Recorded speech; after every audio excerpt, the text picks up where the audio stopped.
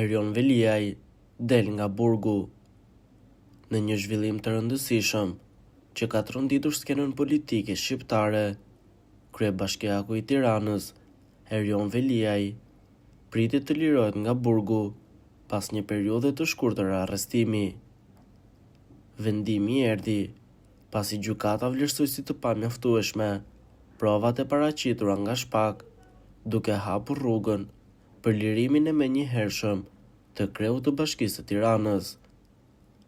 Arrestimi pa pritur i kryebashkiakut Veliaj para disa ditësh kishte ngjallur debate të shumta në opinionin publik, veçanërisht për mënyrën e pazakontë të ekzekutimit të masës së sigurisë.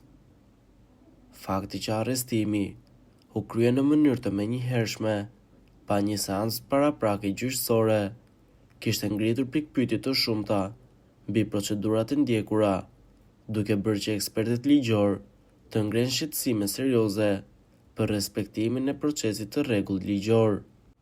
Seanca gjyqësore e zhvilluar së fundmi arriti në përfundimin se provat e mbledhura nga Shpak nuk janë të mjaftueshme për të justifikuar mbajtjen në arrest të kryebashkiakut, ndërsa akuzat për korrupsion kërkojnë verifikim të mëtejshëm. Kjo ka bërë që mbështetësit e Veliajit ta shohin këtë vendim si një konfirmim të pafajësisë së tij, ndërsa kritikojnë ashpër procedurat e ndjekura nga Shpak. Nga ana tjetër, kundërshtarët politik vazhdojnë të shprehin dyshime për procesin gjyqësor dhe kërkojnë transparencë të plotë për dosjen.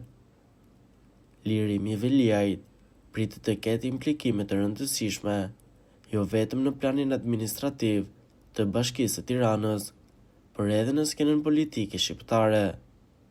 Rikthimi i tij në detyrën e kryebashkiakut do të mundsojë vazhdimsinë e projekteve të bashkisë, ndërsa në planin politik, kjo ngjarje ka nxitur debate të forta për rolin dhe funksionimin e Shpakut.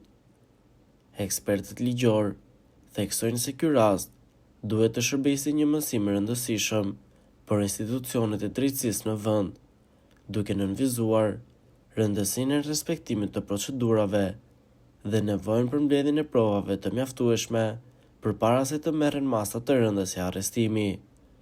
Në ditët në vijim, pritet që Veliaj të kthehet në detyrë, ndërsa hetimet nga Shpak do të vazhdojnë, për tashmë me një qasje më të kujdesshme dhe të bazuar në prova konkrete. Po ju, çfarë mendimi keni për këtë situatë? Komentoni mendimin tuaj dhe mos harroni të na bëni subscribe.